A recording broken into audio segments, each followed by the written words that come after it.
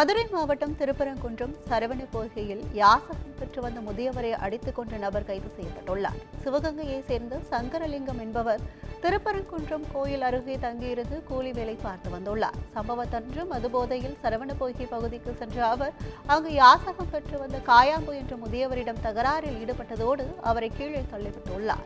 இதில் தலையில் காயமடைந்த காயாம்பு உயிரிழந்த நிலையில் சங்கரலிங்கத்தை கைது செய்து போலீசார் விசாரித்து வருகின்றனர்.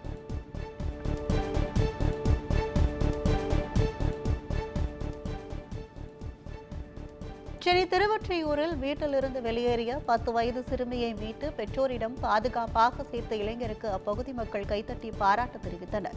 பத்மநாப காலனியை சேர்ந்த சுடலை முருகன், சொர்ணலட்சுமி தம்பதியினரின் 10 வயது மகள் திடீரென மாயமானார். இதனால் அதிர்ச்சியடைந்த பெற்றோர் இதுகுறித்து திருவொற்றியூர் காவல் நிலையத்தில் புகார் தெரிவித்தனர். அதன் பெயரில் போலீசார் விசாரணை நடத்தி கொண்டிருந்த போது இளைஞர் ஒருவர் சிறுமி இருசக்கர வாகனத்தில் அழைத்து வந்து இறக்கிவிட்டார். அவரிடம் போலீசார் விசாரணை நடத்திய போது வீட்டில் இருந்த கரியை சிறுமி குப்பை தொட்டியில் கொட்டியதால் அவரது தாய் திட்டியுள்ளார். இதனால் வீட்டை விட்டு வெளியேறி அருகில் உள்ள திருமண மண்டபத்தில் நீண்ட நேரம் அமர்ந்திருந்த சிறுமியை இளைஞர் மீட்டு பெற்றோரிடம் ஒப்படைத்ததை தெரியவந்தது.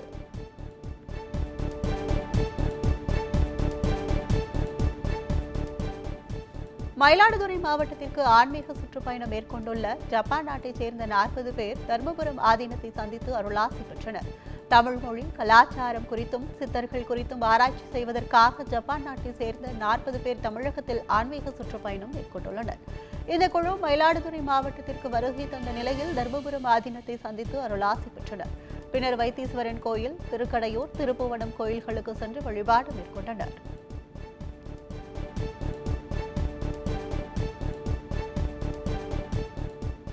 தூத்துக்குடி மாவட்டம் குரும்பூர் அருகே நடைபெற்ற சமய நல்லிணக்க நோன்பு திறக்கும் நிகழ்ச்சியில் திரளான மக்கள் கலந்து கொண்டனர். அழகப்பபுரத்தில் அமைந்துள்ள முஹைதீன் ஆண்டவர் பள்ளிவாசலில் முதல் முறையாக சமய நல்லிணக்க நோன்பு திறக்கும் நிகழ்ச்சி நடைபெற்றது. பள்ளிவாசல் புனரமைப்பு கமிட்டி பொருளாளர் தலைமையில் நடைபெற்ற இந்த நிகழ்ச்சியில் கிறிஸ்தவ பங்கு தந்தை, கோயில் நிர்வாகிகள் மற்றும் பல்வேறு அரசியல் கட்சியினர் என 100க்கும் மேற்பட்டோர் கலந்து கொண்டனர். நிகழ்ச்சியின் போது ஒருவருக்கொருவர் வாழ்த்துக்களை தெரிவித்து அன்பை வெளிப்படுத்திக் கொண்டனர்.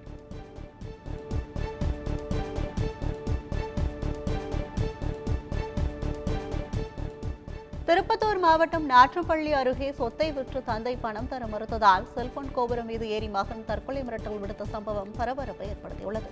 ஏரிக்கோடி பகுதியைச் சேர்ந்த திருநாவுக்கரசு என்பவர் குடும்ப சொத்தை விற்று பணத்தை தரும்படி தனது தந்தை திருப்பதியிடம் பலமுறை கேட்டு வந்துள்ளார். இதற்கு அவர் மறுப்பு தெரிவித்து வந்ததால் ஆத்திரமடைந்த திருநாவுக்கரசு மது போதையில் செல்போன் கோபுரம் மீது ஏறி தற்கொலை மிரட்டல் விடுத்தார். தகவல் அறிந்து வந்த தீயணைப்புத் துறையினர் 1 மணி நேர போராட்டத்திற்கு பிறகு அவரை மீட்டனர்.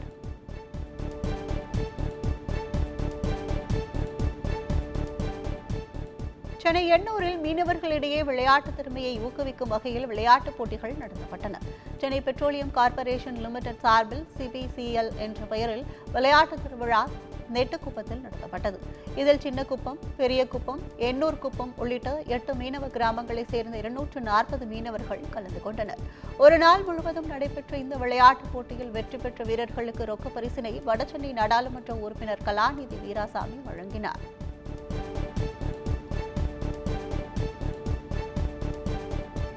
கோவையில் மாடு முட்டி 3 பேர் காயமடைந்த சம்பவத்தின் எதிரொலியாக சாலையில் சுற்றித் திரிந்த மாடுகளை மாநகராட்சி அதிகாரிகள் பிடித்து சென்றனர்.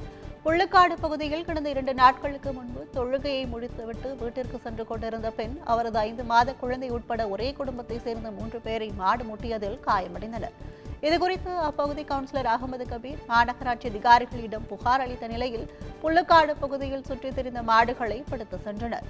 மேலும் இதே சம்பவம் தொடர்ந்தால் மாட்டின் உரிமையாளர்களுக்கு அபராதம் விதிக்கப்படும் என அதிகாரிகள் எச்சரிக்கை விடுத்தனர்.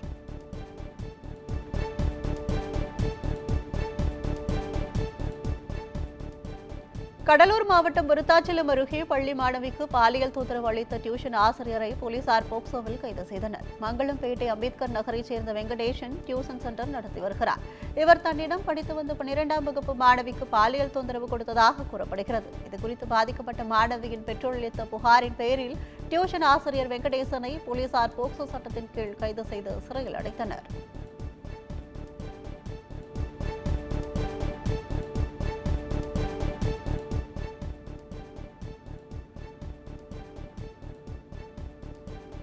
விருதுநகர் மாவட்டம் ஸ்ரீவில்லிபுத்தூரில் யோகாசனங்கள் மூலம் உலக சாதனை நிகழ்த்திய பள்ளி மாணவ மாணவிகளுக்கு பாராட்டுகள் குவிந்து வருகின்றன. ஸ்ரீவில்லிபுத்தூரில் உள்ள தனியார் பள்ளியில் நடைபெற்ற ஆண்டு விழாவின் போது 100 மாணவ மாணவிகள் 100 வினாடிகளில் 13 யோகாசனங்களை மாறி மாறி செய்து உலக சாதனை நிகழ்த்தினர். இந்நிகழ்ச்சியில் பள்ளி மாணவர்களின் பெற்றோர்கள், ஆசிரியர்கள் உள்ளிட்ட பலர் கலந்து கொண்ட நிலையில் சாதனைகளை நிகழ்த்திய மாணவர்களுக்கு நோபல் வேர்ல்ட் ரெக்கார்ட் அமைப்பின் சான்றிதழ்கள் மற்றும் பதக்கங்கள் வழங்கி கௌரவித்தனர்.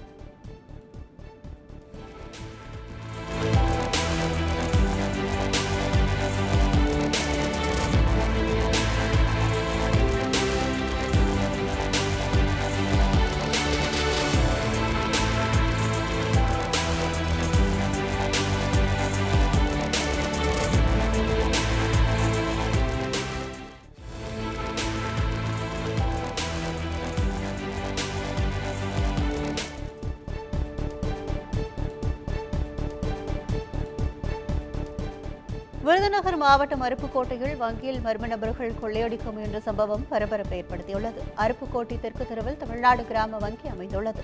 இந்த வங்கியின் ஜன்னல் கம்பிகளை அறுத்து உள்ளே புகுந்த மர்ம நபர்கள் அங்கிருந்த சிசிடிவி கேமராவின் ஒயர் இணைப்பை துண்டிக்க முயன்றுள்ளனர். அப்போது வங்கியில் பொருத்தப்பட்டிருந்த அலாரம் ஒலித்ததால் கொள்ளையர்கள் அங்கிருந்து தப்பியோடினர். தகவல் அறிந்து வந்த போலீசார் தடயங்களை சேர்த்த நிலையில் கொள்ளையர்களை தேடி வருகின்றனர்.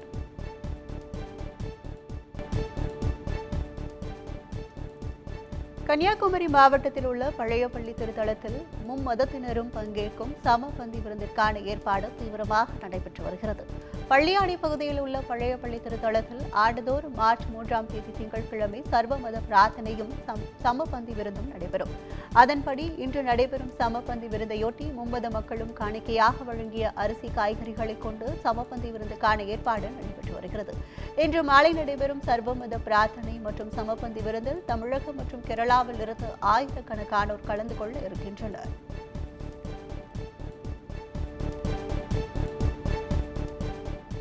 திருவண்ணாமலை மாவட்டம் ஆரணியில் இளைஞர் வெட்டி கொலை செய்யப்பட்ட சம்பவத்தில் 7 பேர் கைது செய்யப்பட்டுள்ளனர். ஆரணிபாளையத்தைச் சேர்ந்த விக்னேஷ் என்பவர் தனது நண்பர் சபரியுடன் புதுக்காமூர் சாலையில் இருசக்கர வாகனத்தில் சென்று கொண்டிருந்தார். அப்போது அவரை வழிமறித்த 9 பேர் கொண்ட கும்பல் விக்னேஷை கத்தியால் சரமாரியாக வெட்டி கொலை செய்துவிட்டு தப்பியோடியது. தகவல் அறிந்து வந்த போலீசார் விக்னேஷின் உடலை மீட்டு பிரேத பரிசோதனைக்காக அரசு மருத்துவமனைக்கு அனுப்பி வைத்தனர். இதனைத் தொடர்ந்து 3 தனிப்படை அமைத்து குற்றவாளிகளை தேடி வந்த நிலையில் அதே பகுதியைச் சேர்ந்த 7 பேரை கைது செய்தனர். தலைமறைவாக உள்ள 2 பேரை தேடி வருகின்றனர்.